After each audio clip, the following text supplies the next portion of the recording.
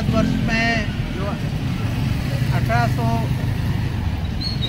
का जो कानून था उसमें आमूल परिवर्तन होने जा रहा है। आईपीसी और सीआरपीसी में भारत सरकार ने संसद में कानून पास करके और कई धाराओं में आमूल परिवर्तन किया है। जैसे 302, 307, 376 ये धाराएं अब नहीं रहेंगी, उनकी अपेक्षा नई धाराएं इस कानून में जोड़ दी गई हैं। आज इसी मुद्दे को लेकर पुलिस कंट्रोल रूम में हरदा कलेक्टर आदित्य सिंह और हरदा पुलिस अधीक्षक चौकसे जी ने पत्रकार वार्ता ली और कानून की जानकारी दी है। इसी संबंध में जो बाइट है वो हमने ली है और आपको वो बाइट हम दिखाने जा रहे हैं। आज रात को 12 बजे से अधिकतर कानूनों में परिवर्तन होने जा रहा है, अधिकतर कानून में बदलाव होने जा रहा है।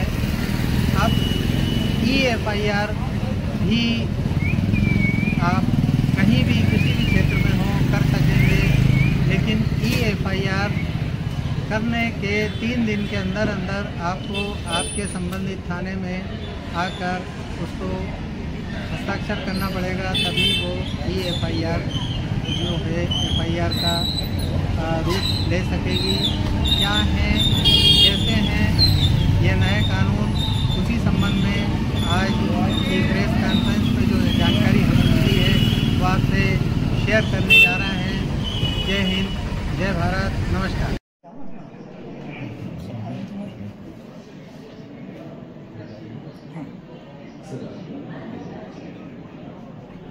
आज हमारे यहाँ पुलिस अधीक्षक महोदय द्वारा भारतीय न्याय संहिता और भारतीय नागरिक सुरक्षा संहिता और जो शासन नियम नए आए हैं उनके अंतर्गत जो प्रावधान है उसका एक हम लोगों ने सेक्शन इंटरेक्टिव सेशन रखा था मीडिया के साथ और यहाँ पे सभी लॉयर्स और एग्जीक्यूटिव मजिस्ट्रेट्स के साथ और हमारी पुलिस की टीम भी यहाँ पे थी। इसमें बेसिकली यही बताया गया है कि जो ट्रेडिशनली हमारी धाराएं हैं जो आमतौर पर हम लोग IPC और CRPC में यूज़ की जाती थी, अब उनको नए जो हमारी संहिता है उसके अंतर्गत उनका क्या चेंजेस आए हैं, कुछ नए सेक्शंस हैं, कुछ सेक्शंस को एलिमिनेट किया गया है, उसके विषय में यहाँ पर जानकारी। सर, कानून बदला हुआ पुलिस की ये जो चुनौती है किस तरह फेस कर रहे हैं? सबसे पहले तो टेक्नोलॉजिकल चुनौती है, क्योंकि इसमें ऑडियो वीडियो रिकॉर्डिंग करनी है लाइव। जब हम गलती करते हैं तो टेक्नोलॉजिकल अपग्रेड है, हमें पूरे तरह से CCTV का जो सॉफ्टवेयर है उसका भी अपग्रेड है। और इस प्रकार से इसके बाद हमारे सबसे बड़ा चैलेंज है कि जो हमारे आम जनता है, आम नागरिक हैं, उनके जो पुराने उनके मुंह में जो पुराने धाराओं के नाम याद हैं उनको कैसे हम कन्विंस करेंगे नई धारा है और ये वही धारा है। ये जो लोगों का एक ट्रांजिशन है, ये जो रोल आउट है, ये एक सबसे बड़ा एक मेरे को लगता है चैलेंज है, जिसके लिए हम सभी तैयार हैं। हमने अपने सभी IOs को, head constable and above and even some constables सभी को हमने ट्रेन किया है नए कानूनों में। और हम कल 1 जुलाई को हमारे सभी ज़िले के सभी थानों में एक अभियान रख रहे हैं कि हम आम जनता को इन्वॉल्व करेंगे और उन्हें भी नए कानूनों के बारे में जानकारी देंगे। ये मेरे ख्याल से ये इसके लिए मैं कोई ऐसा कह नहीं सकता कि 8 दिन का समय रहेगा। ये प्रयास हमारे द्वारा, अधिकारियों के द्वारा और स्टाफ के द्वारा निरंतर रहेगा और इसमें आप सभी का बड़ा रोल रहेगा, मीडिया का, सिविल के लोगों का, अन्य विभागों का। और जब सभी लोगों के पास ये जानकारी होगी तब एक विश्वास के रूप में जनता इसे स्वीकारेगी। अब मैं इसमें CRPC में जो धाराएँ हैं बढ़ाई गई हैं और IPC में भी कुछ बढ़ाई गई हैं और कुछ हटाई भी गई हैं। विस्तृत जानकारी हम आपको प्रेस नोट के माध्यम से भी प्रोवाइड करेंगे सभी को। और डिजिटल छोटे छोटे वो एप्लीकेशन हैं, उससे जैसे संकलन ऐप करके जो ऐप आया है उसमें आप सभी डाउनलोड कर सकते हैं। NCRB का एक फ्री ऐप है, शासन का ऐप है, तो उसमें आपको पूरा इस धारा का नया क्या हो गया है वो आपको पता लग जाएगा। 5 मिनट जो नए कानून हैं उनके विषय पे चर्चा करें।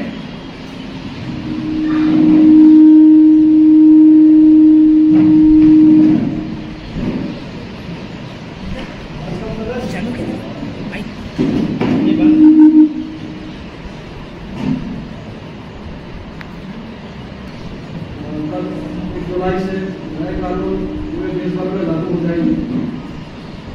हालांकि इसमें नए कानून में सजा कुछ मामलों में बढ़ाई गई है और जुर्माना बढ़ाया गया है।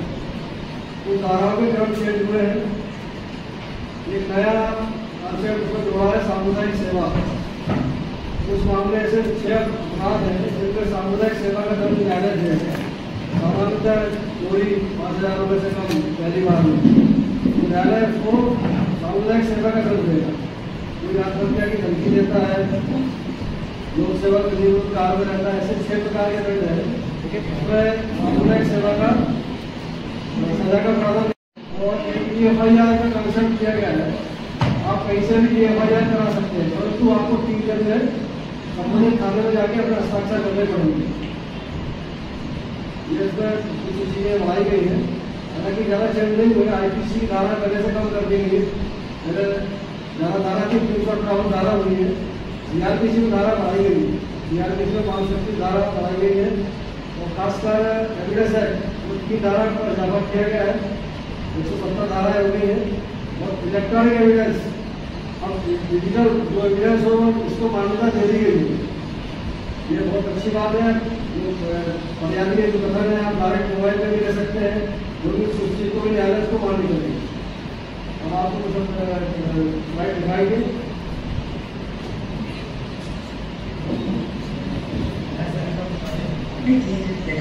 देश भर में 1 जुलाई से देश नागरिकों को शीघ्र और सुलभ न्याय प्रदान करना अब नए विधान के साथ सुनिश्चित होगी। पारदर्शी जांच, वैज्ञानिक विवेचना, त्वरित न्याय प्रदान और पीड़ित जिससे हर नागरिक के लिए न्याय होगा सुलभ। अब आप किसी भी पुलिस स्टेशन पर FIR दर्ज करवा सकते हैं। इससे क्षेत्राधिकार का कोई संबंध नहीं है। रिपोर्ट लिखने के लिए पुलिस स्टेशन जाने की अनिवार्यता नहीं है। किसी भी इलेक्ट्रॉनिक कम्युनिकेशन के माध्यम से रिपोर्ट दर्ज की जा सकती है। अगर कोई पीड़ित मानसिक रूप से अस्वस्थ या नाबालिग हो तो अब उनके बयान घर या जहाँ वे सहज महसूस करें उस स्थान पर लिए जाएंगे।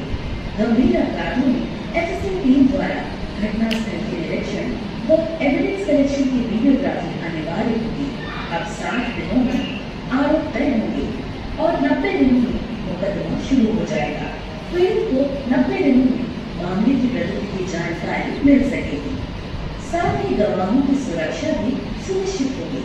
अब समन इलेक्ट्रॉनिक रूप से भेजी जा सकेगी। मामले की अंतिम सुनवाई के 30 दिनों के भीतर निर्णय सुनाया जाएगा। नए कानून, नए समाधान, सर्वप्रथम नागरिक।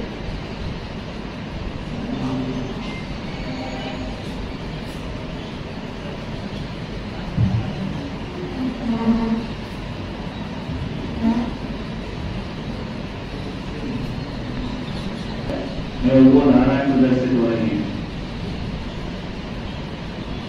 और बढ़ाते जाएंगे।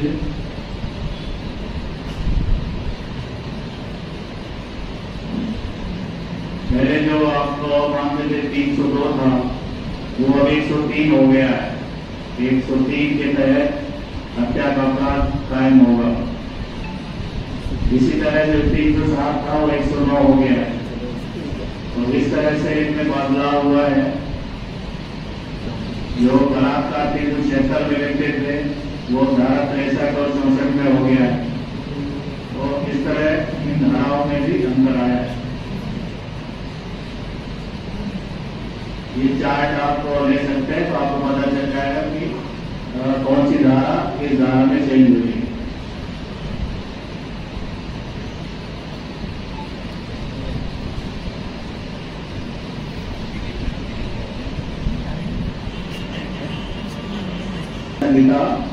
कुछ दूसरी तरफ उसकी धाराएं लिखी हुई हैं। तो मतलब जो चेंज हुआ है, जैसे 302 था वो 103 हो गया है। तो उसके सामने ही वो इस चार्ट में लिखा हुआ है, जिससे समझ में आ जाएगा कि अब उस धारा का अपराध किस धारा में कायम होगा।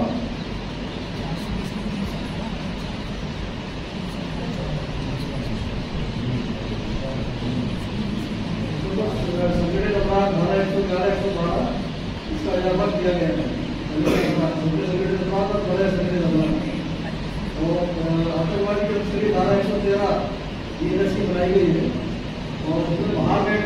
भारत के कुछ षड्यंत्र करता है उस पर भी ये लागू होगी। कुछ धाराएं हैं जो नई जोड़ी गई हैं, जो पहले इस कानून में कोई प्रावधान नहीं था, लेकिन अब वो धाराएं जोड़ी गई। जैसे आतंकवादियों से संबंधित कुछ धाराएं हैं, संगठित अपराध से संबंधित कुछ धाराएं हैं, तो ये नई धाराएं जोड़ी गई है। पहले आईपीसी में उसका प्रावधान नहीं था।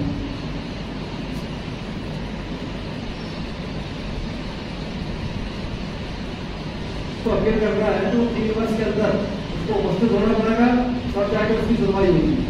पहले आरोपी की अनुपस्थिति में सुनवाई नहीं होती, इसमें नया कॉन्सेप्ट जोड़ा गया और जिसमें 7 से ऊपर के मामले उसमें एफएसएल का विजिट आवश्यक हो गई है। और इसके लिए 5 साल तक का समय शासन को दिया गया है। 5 साल के भीतर जितने भी 7 साल से ऊपर के मामले हैं उनके एफएसएल का परीक्षण जरूरी है।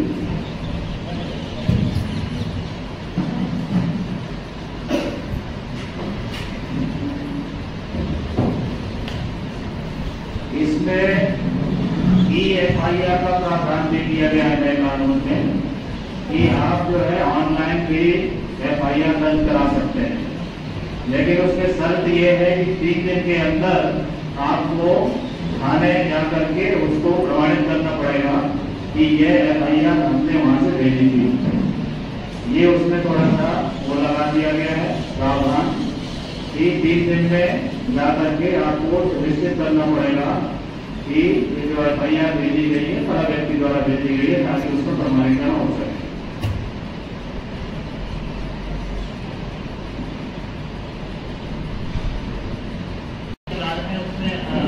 हमारे जिले की जो महिला है उसमें क्या बदलाव आए और अक्सर देखते हैं महिला जो एक फरियादी रहता है, जो महिला रहती है उसकी अलग समस्याएं रहती हैं, उसकी अलग सेंसिटिविटी रहती है, गंभीरता अलग रहती है।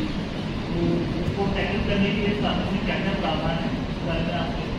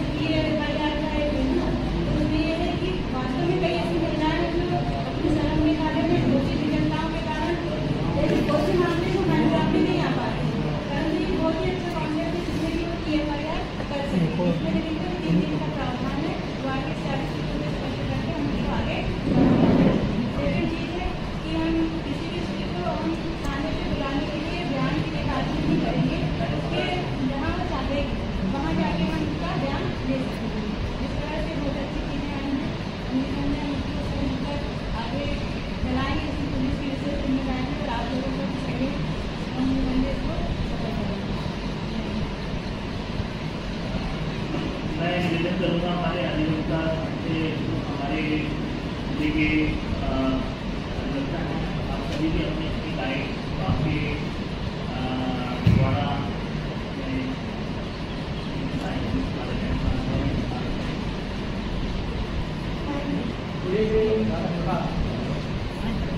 Hello, good evening.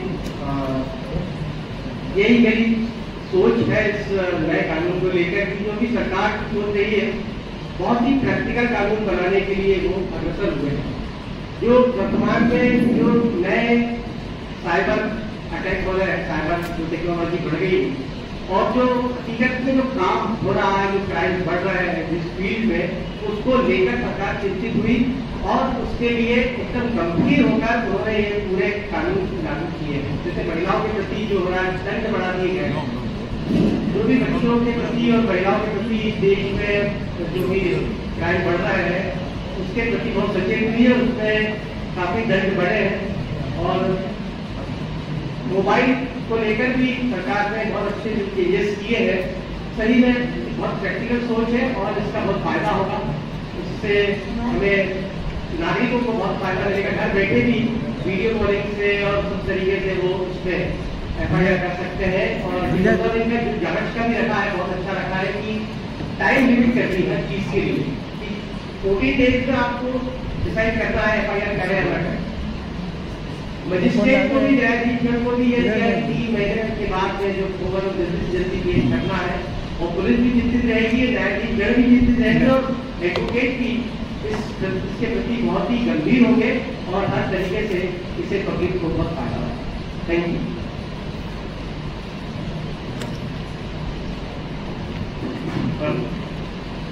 सभी को नमस्कार। भारतीय दंड संहिता का निर्माण 1834 में शुरू हुआ था लॉर्ड मेघालय के टाइम में, और 1860 में ये कानून अमल में आया। इसमें कई कमियां थी जो काफी समय से सरकार ने उसको देखी और कई विद्वान ने इसको देखा और उसके बाद इसमें संशोधन किया। वर्तमान में ये इसका नाम बदलकर भारतीय न्याय संहिता 2023 रखा गया है, और इसमें पहले जो धारा थी IPC वो 511 थी, और इसको बदलकर 358 धाराएं कर दी गई है। भारतीय न्याय संहिता में महिला और बालकों के विरुद्ध अपराध, हत्या एवं राष्ट्र के विरुद्ध अपराध को अग्रता का रूप दिया गया है और इसको कठोर किया गया है।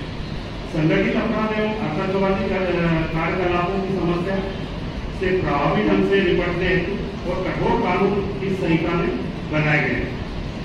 देश की एकता संप्रभुता के खतरों को नए कानून के रूप में जोड़ा गया है। पुराने कानून में जुर्माने की कमी, जुर्माने की जो राशि थी वो तब समय के हिसाब से थी और काफी कम थी। वर्तमान समय को देखते हुए और कानून को कठोर करने के लिए जो जुर्माने की राशि है उसे भी बढ़ाई गई है। IPC में पहले 376 की धारा थी जो ABCDE में विभाजित थी, वर्तमान में उसको 66, 70, 68, 70 और 71 में कर दी गई है। इसी प्रकार पहले मर्डर केस 302 अब उसको चेंज कर दिया गया है। इसी प्रकार 307, 382 कर दिया गया है। पहले CRPC में पूर्व में 484 धाराएं थी, अब भारतीय नागरिक संहिता उसका नाम चेंज कर दिया गया है, तो उसमें 521 धाराएं कर दी गई है। CRPC की धाराएं बढ़ाई गई है, और इसमें जो CRPC में कई संशोधन किए, जिससे सामानों की तामील पहले व्यक्तिगत माध्यम से की जाती थी, इलेक्ट्रॉनिक माध्यम से नहीं होती थी, अब वर्तमान में इलेक्ट्रॉनिक माध्यम से सामानों की तामील कर दी गई है। पीड़िता को और पीड़ित व्यक्ति को अन्वेषण की प्रगति की सूचना भी देना है। FIR इलेक्ट्रॉनिक माध्यम से आप घर बैठे कर सकते हैं। गंभीर मामलों में अन्वेषण की रिकॉर्डिंग करना, सुगम एवं त्वरित न्याय जनता को प्राप्त हो, इस विचार से भारतीय नागरिक सुरक्षा कानून लागू किया गया। इसी प्रकार भारतीय सड़क अधिनियम 2023 पूर्व में भारतीय सड़क अधिनियम 1852 था, इसमें भी केवल 2 धाराएं बढ़ाई गई है। इस अधिनियम में इलेक्ट्रॉनिक सड़क एवं साधनों को अनुज्ञात किया गया है, और द्वितीय सड़क जैसे इलेक्ट्रॉनिक माध्यम से इसको भी बढ़ावा दिया गया है, और इसमें नई संहिता है वो काफी अच्छे तरीके से बनाई गई है। तो ये निश्चित ही इसमें जो अपराध है उसको कम करेगी।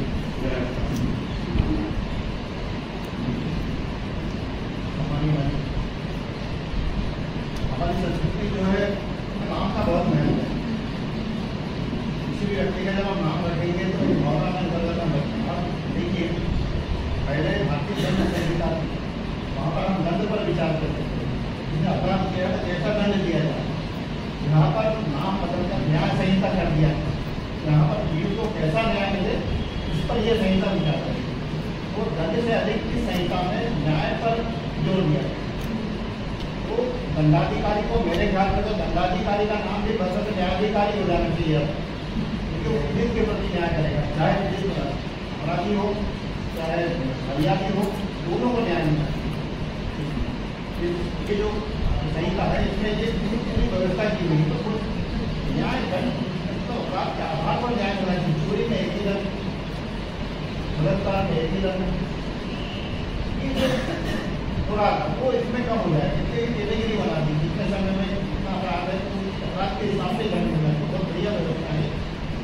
नई संहिता में कुछ धाराएँ बढ़ाई गई हैं, कुछ कम कर दी गई, बहुत 4-5 धाराएँ कम की है इसमें, जो बढ़ाई गई धारा है वो है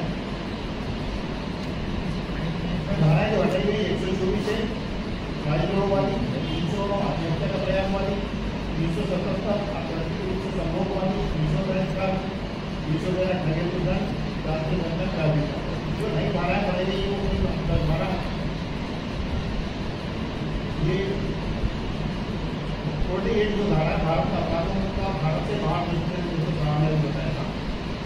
69 है प्रवंचना पुरुष आतंकवादी का प्रयोग करके महत्व, इसको समिति आप दूसरे की श्रेणी में हम दे सकते हैं लगभग पराक्रम की श्रेणी में नहीं आ रहा। हाँ पराक्रम की श्रेणी में नहीं आ रहा। अब 73 न्यायालय अनुज्ञा के बिना प्रकाशन को किस तरह ये प्रकाशन कर रहा है। 86 में क्रूरता आ गया पोल्ट्री का, 95 में अपराधकारी करने के बालक को भाड़े पर देना चाहे कोई अपराधी करने को बच्चे को लगा देता है उसके लिए 103 को मॉब लिंचिंग, 117 मॉब लिंचिंग हो करती है और 103 में मॉब लिंचिंग में 6 हो जाती है। 117 की देशोपति जिसमें किसी को देना देता है शारीरिक कृति हो जाए। 111 संगठित अपराध, 112 संगठित अपराध, 152 भारत के समुद्र वाले हैं, 226 जो है विधि शक्ति का प्रयोग करते हैं। बहुत सारी धाराएँ जो है उसमें बढ़ाई गई है। ये संहिता बहुत ही जनोपयोगी है और जनहितार्थ है, ऐसा मेरा मानना है। हम लोग सब उसकी ट्रेनिंग लेंगे, काम करें और इसका अधिक से अधिक उपयोग हो ताकि पुलिस न्याय में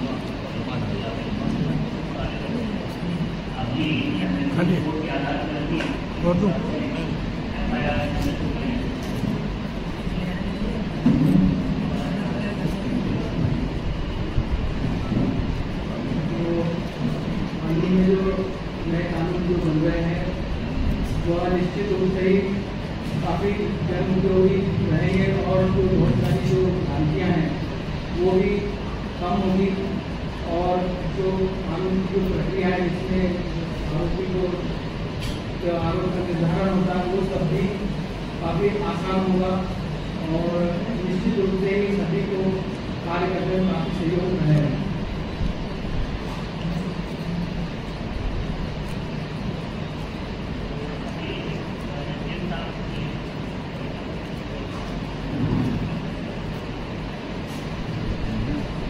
एग्जीक्यूटिव मजिस्ट्रेसी के जो पॉइंट्स CRPC में जो लेने थे, जो हम 107, 116, 158 उनके अब धाराओं में चेंज होकर 126, 135, 170 हो गया और जैसे हम 144 को आप बहुत सारी चीज़ों के लिए प्रतिबंधात्मक आदेश जारी करते हैं वो 163 हो गया।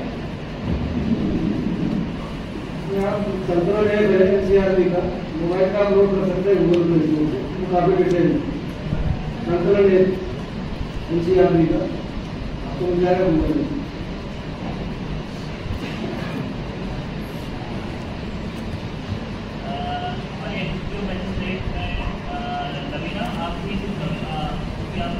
काम करते हैं आगे जाके क्या देते हैं सारे और कार्रवाइयाँ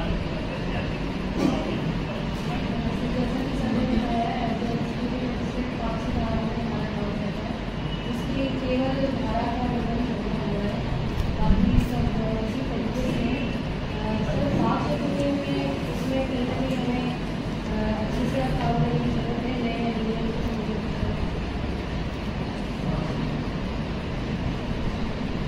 हमें माननीय कलेक्टर महोदय से के द्वारा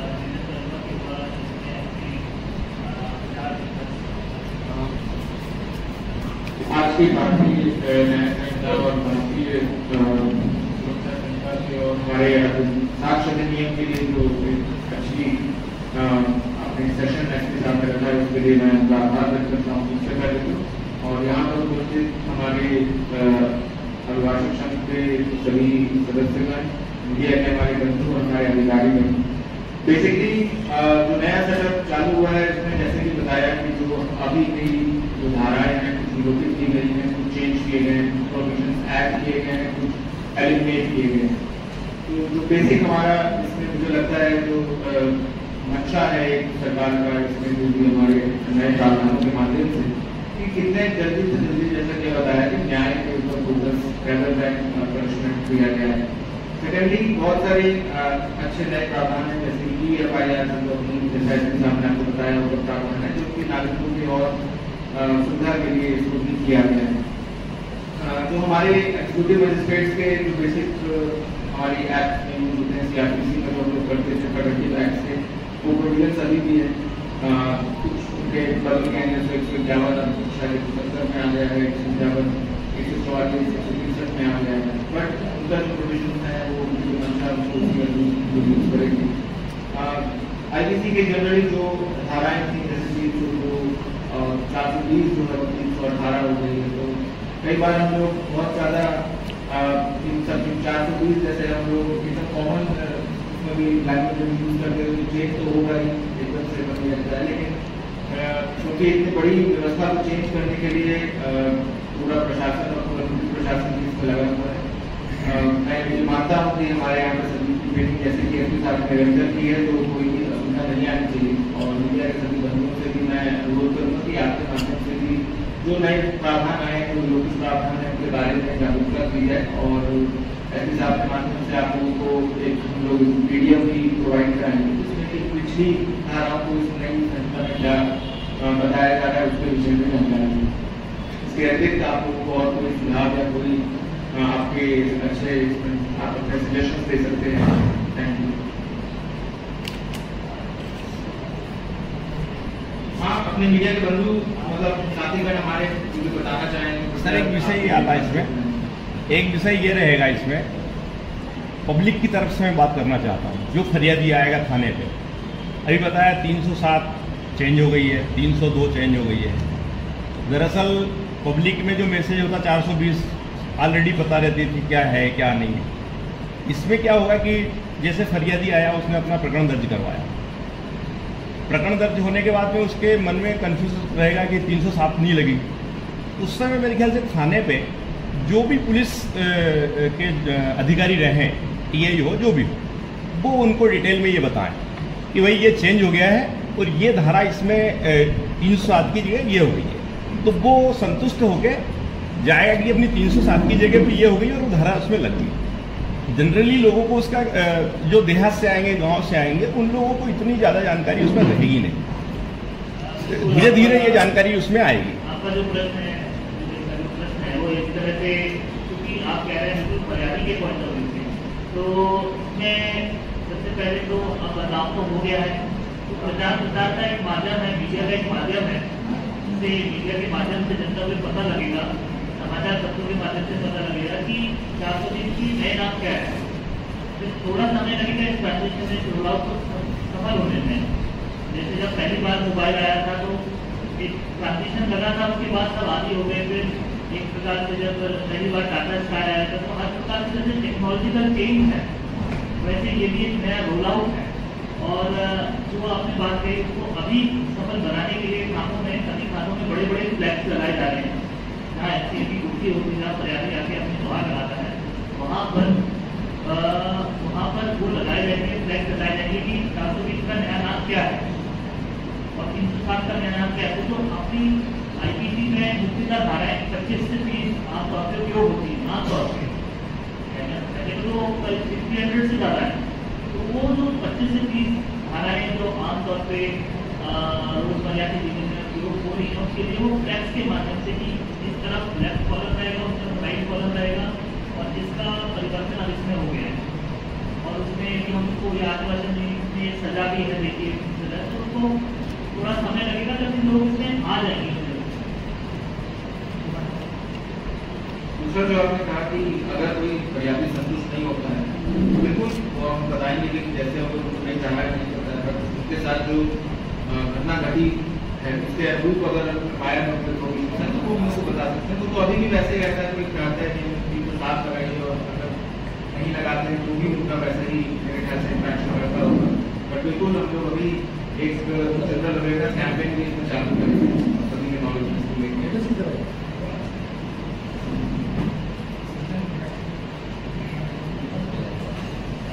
इसके लिए जैसा कि आपने सवाल बताया, कल 1 जुलाई को पहला दिवस है लॉन्च का। मध्य प्रदेश के सभी थानों में एक कार्यक्रम भी रखा गया है जिसमें जनता को जोड़ा जाएगा।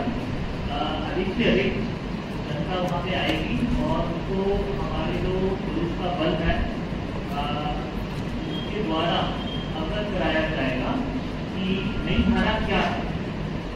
और हम समझते हैं कि हम सभी को नहीं ला सकते हैं, फिर भी प्रयास है विभाग का और शासन का कि हम अधिक से अधिक लोगों तक ये मैसेज पहुंचा सकें।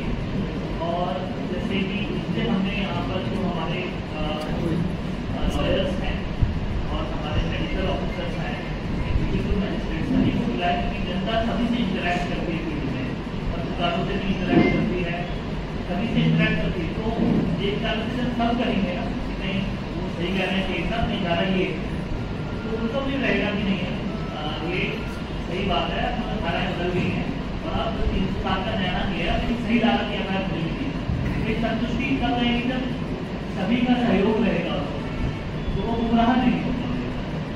सर मुश्किल तब रहेगी कि आज मामला 3 बार में कायम कर दिया तो अपनी अप्रैल 307 की दे दी, जब पहले आदमी पकड़ाएगा तो उसमें नहीं रहा करता पकड़ा जाएगा तो उसमें कागजात चेंज की जाएंगे, उसका एफ काफ़ी चेंज की जाएगी।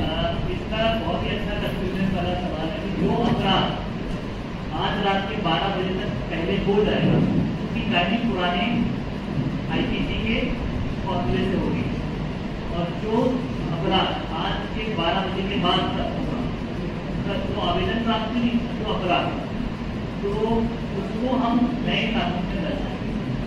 ये सॉफ्टवेयर अपडेट हो गए हैं हमारे सभी थानों में, साथ फील्ड के थाने हैं, महिला थाना, आजाद थाना, सभी में मेरे ख्याल से संतुष्टिपूर्वक परीक्षण भी कर दिए गए हैं, मॉक ड्रिल्स भी कर दी गई है और सॉफ्टवेयर का सिस्टम अपडेट है, टेक्नोलॉजिकल अपडेट है वो भी हो गया है। तो अब बस जैसे रात को 12 बजे करेंगे तो एक नया रोल आउट सक्सेसफुल होगा और अब एक पहली बार तो पहली FIR निकलेगी आगरा में नए कानून में, उसको लेकर सभी फरियादी से भी मिलेंगे कि आप FIR दिखाइए कैसे होती है इसको माला पहना दिया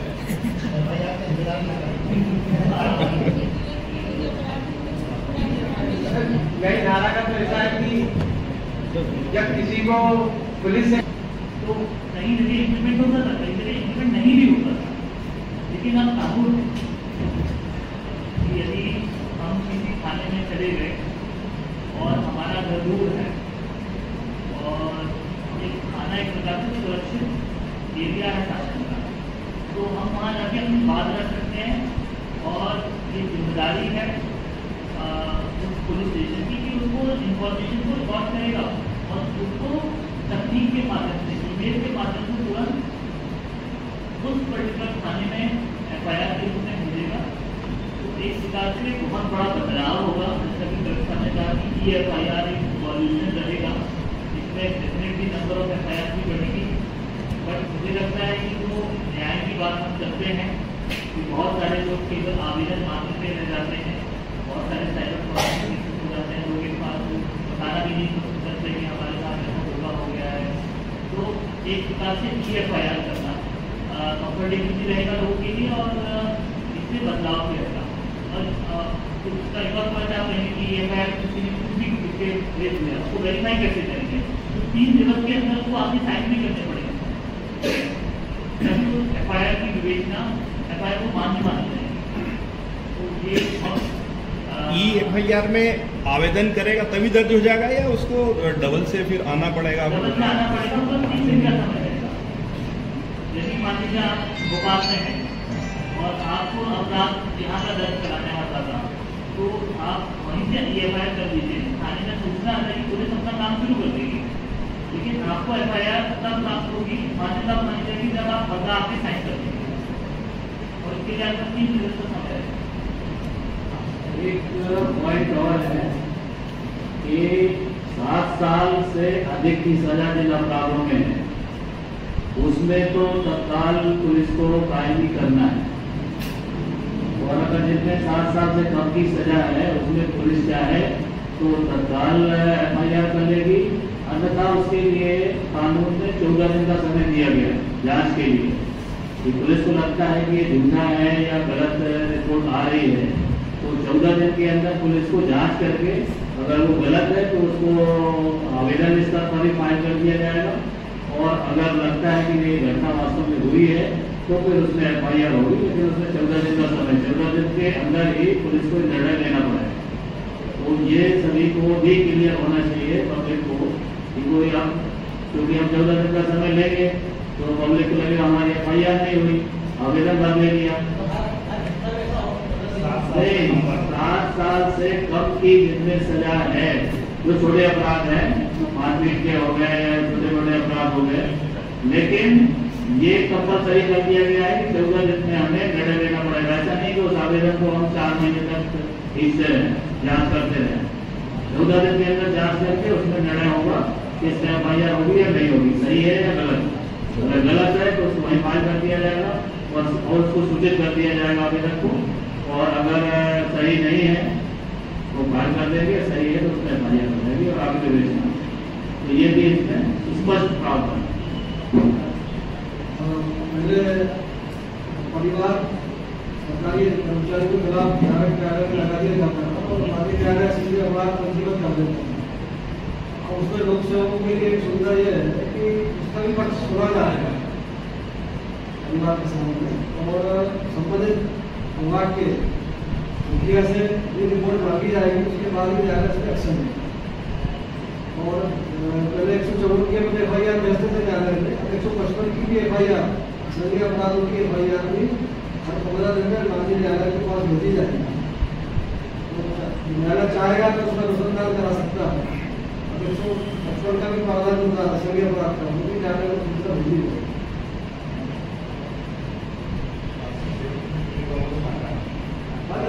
न्यायालय डायरेक्ट अपराध में कर रहा था किसी कर्मचारी के खिलाफ, उसको भी सुनना पड़ेगा, उसका पक्ष भी सुनना पड़ेगा, और संबंधित विभाग के मुखिया से भी उसकी रिपोर्ट मांगी जाएगी। तब पर उसमें ज़्यादा डिसीजन लेगा कि इसमें क्या करना, क्या सही करना। पहला सब प्रॉब्लम नहीं है, अगर डायरेक्ट FIR शासकीय कर्मचारी के खिलाफ हो जाती है। कुछ अभियोग चोरी वाले मामले हैं, उसमें 120 दिन का समय तय कर दिया गया है। खासकर करप्शन के मामले हैं, हॉस्पिटल सेक्शन में सालों लोग जाते हैं, मिलती भी नहीं। यदि 120 दिन के अंदर आ गई तो ठीक है, नहीं तो सुविधा मान ली जाएगी कि स्वीकृति दे देंगे। खासकर करप्शन के मामले हैं, इसमें काफी सुधार हो। जैसे आपने कहा कि डिपार्टमेंट जो व्यक्ति काम करता है उसके खिलाफ कोई अपराध आ रहा है, तो क्या डिपार्टमेंट में भी परिवार लगाया, परिवार लगा देते हैं। हाँ, परिवार पर अपनी न्यायालय जो है उसका पक्ष भी सुनेगी, इसके खिलाफ परिवार लगाया गया है, तो संबंधित विभाग के मुखिया से भी रिपोर्ट मांगी। वकील पे लगा दे तो क्या हमारे बाथरूम में या जो लोक सेवक के लिए, लोक सेवक के लिए पुलिस अधिकारी के खिलाफ डायरेक्ट करा दिया जाता था। लोक सेवक के लिए। अभी जैसे छिपावट थाने में संतोष राय परिवार पूरे वकीलों पे एकदम से बड़ी बड़ी धारा है, हमको मिले थे साहब से आवेदन दिया कि सर जांच की जाए इसकी। हमने आवेदन कर दिया, रात में भैया अरे भैया कि आवेदन तो दिया सर, थोड़ा देखे तो मतलब जो बहू बोल रही है मतलब पूरे बर्बाद ही है क्या, मतलब पूरे लाइन से सब खड़े हो गए। हमने आवेदन दिया, शाम को मिले एडिटर एसपी साहब को बाहर से जाए आवेदन दिया, आवेदन देकर अपने करती है कि ऐसा लगा पुलिस को भी वकील लोग और तरह से सड़क पे नहीं आ जाए या इस तरह से ज्यादा। अरे हटा 376 कोर्ट आई थी, मतलब पूरा परिवार था देखते रहे मामले है उसमें गंभीर मामले हैं, उनमें तो बिल्कुल देखना ही चाहिए। परिवार का मामला है, 7 साल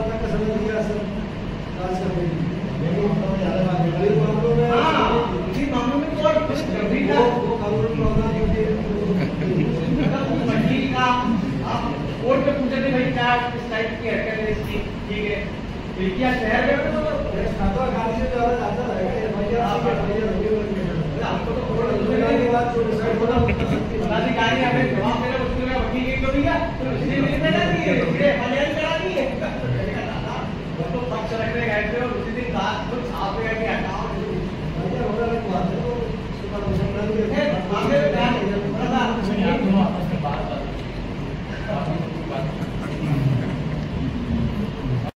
जी सर बेड़ीपुरा नाका का बहुत अच्छा शॉट आता है इसमें हमने वो भी किया है ना कि जो हमारी नगर पालिका के कंप्यूटर के कैमरे कहाँ से आते हैं नगर पालिका वाला सिस्टम ये है इसको मैंने इंटीग्रेट किया है बट ठीक है ना ये क्योंकि कंपनी का सिस्टम है ये हनीवेल का एक सिस्टम पूरा इंटीग्रेटेड इसमें नहीं होता हो तो उस कंप्यूटर में नगर पालिका के कितने कैमरे आ गए सर उसमें अभी 34 आ गए पर वो बंद है सर वो नेटवर्क इशू आ रहा था उन्होंने बताया तो नहीं सर वो गवाह साहब को मालूम था उन्होंने बात किया था वहाँ पे अमेंडमेंट कर दिया तो चालू करवा तत्काल